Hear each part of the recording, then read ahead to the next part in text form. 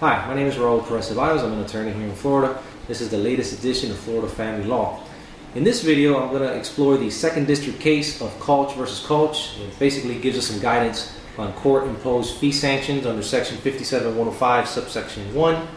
In this case, the wife actually appeals a judgment ordering her to pay former husband's attorney fees as a sanction under 57105, subsection 1. The facts: basically the wife and the husband executed a marital settlement agreement. The husband then noticed the case for a trial on the uncontested calendar. The wife actually attained the lawyer prior to the hearing, and she moved to set aside the MSA, which is also known as a marital settlement agreement.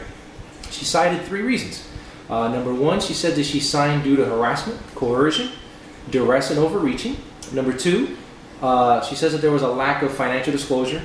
And number three, she says that she discovered a credit card and accounts that had not been disclosed prior to.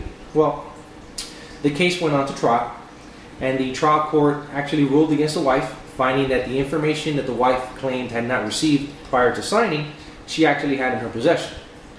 No factual or legal basis to set aside the MSA because there had been no concealment of financial information, so said the court. Basically, at the end of the hearing, there was no pending motion for attorney fees.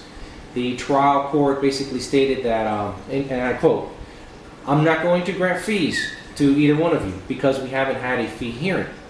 The court then reserved jurisdiction and of its own volition to consider an award of attorney's fees.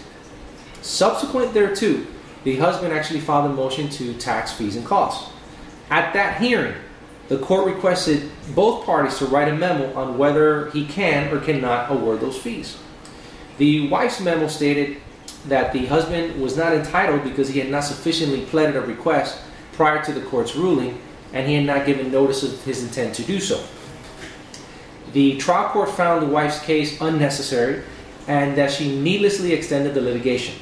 The court relied on its discretion under 57105, subsection 4, which requires ordering her to pay $18,650. She then appealed, stating that the order was not truly initiated by the court and was in essence simply adopted. The court simply adopted the former husband's fee motion.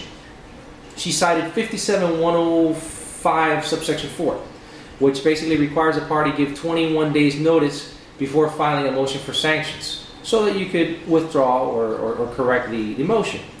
As a general proposition, a trial judge has the inherent power to award attorney's fees for bad faith conduct as a sanction against an offending party.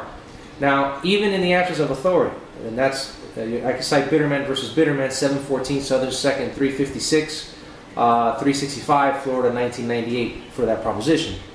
You might also want to take a look at Morales versus Vitakis at 988 Southern 2nd, 682. That's a Florida 4th DC8 case, 2008, noting that the court can award fees as sanctions under Section 57105 based on the inherent authority of the court.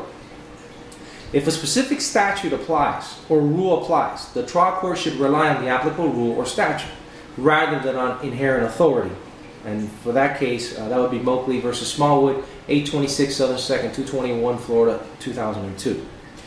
Rule 57105.1 gives the court authority to award attorney fees for a prevailing party upon its own initiative if the court finds that the losing party knew or should have known that a claim or defense when initially presented to the court or at any time before trial was not supported by the material facts necessary to establish the claim or defense. Now, the wife's contention that it was not from the court's initiative is actually contradicted by the court when it raised it at the conclusion of the hearing. The court said the court reserves ruling. Conclusion: court recognized a trial court's superior vantage point when determining whether to impose sanctions. See also Canakaris versus Canakaris, which is 382 Southern 2nd, 1197, and that's a Florida 1980 case. Interesting dissent, though, by Judge Wallace. He actually proposes that the trial court adopted husband's motion as its own in order to make the award of attorney fees. He reasoned that the first sentence of the final judgment reads, "This cause came to be heard on husband's motion to tax attorney fees and costs." He further suggests that there may be a direct conflict with Davidson versus Ramirez, which is 970 Southern 2nd, 855. It's a Florida 3rd DC8 case, 07 case. That's all for this edition. Should any of you have any questions or comments regarding the contents of this information or any other family matter, don't hesitate to contact me. Thanks for watching.